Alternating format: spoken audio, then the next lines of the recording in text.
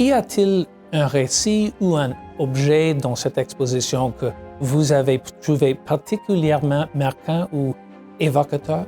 C'est le genre de question qui est très difficile à répondre pour un conservateur de musée parce que l'essentiel de l'exposition a consisté à choisir des récits de famille, des récits d'hommes ou de femmes, ou souvent d'enfants ayant été affectés par les événements et dont on raconte le parcours. Alors, je ne veux pas choisir un de mes témoins ou de mes enfants, mais je vous réponds par la bande en choisissant un témoin oculaire, Dennis Turbin, qui est un peintre malheureusement décédé aujourd'hui, qui venait de St. Catharines en Ontario, nous montrant de lui, à la fin de la période octobre 1970, un très grand tableau, dont malheureusement le titre m'échappe, mais qui montre vraiment comment Turbin, cet artiste qui n'a pas du tout été personnellement impliqué dans les événements, c'était un jeune garçon quand la crise d'octobre est arrivée.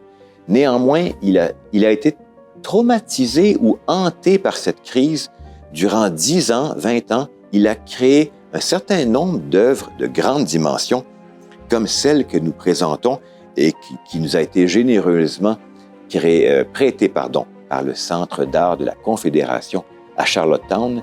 On peut voir par les couleurs vives, presque violentes, que cette crise-là a créé un traumatisme chez les authentiques victimes, bien sûr, mais chez les gens qui ont été emprisonnés et perquisitionnés, souvent pour des raisons douteuses.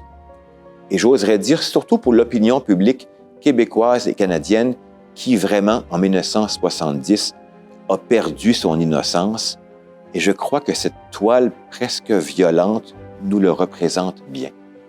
Une des histoires qui m'a particulièrement marquée se trouve dans la section sur la Seconde Guerre mondiale, où on explore les expériences des plus de 21 000 Canadiens japonais qui ont été déplacés de force pendant la guerre.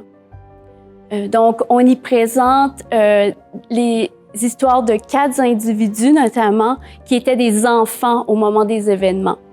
Et ça inclut l'histoire de Mary Murakami Kitagawa et de sa famille.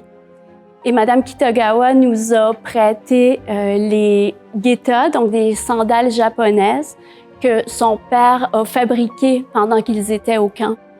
Donc, en avril 1942, la famille s'est vue dépouillée de sa maison, de sa ferme, de presque tous ses biens qui ont été saisis et vendus par le gouvernement.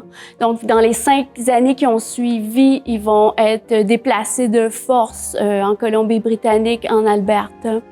Et donc, pendant ce temps, les parents de Mme Kitagawa ont fait de leur mieux pour subvenir aux besoins de leurs enfants, puis ça incluait fabriquer ces petites sandales, les souliers pour leurs enfants.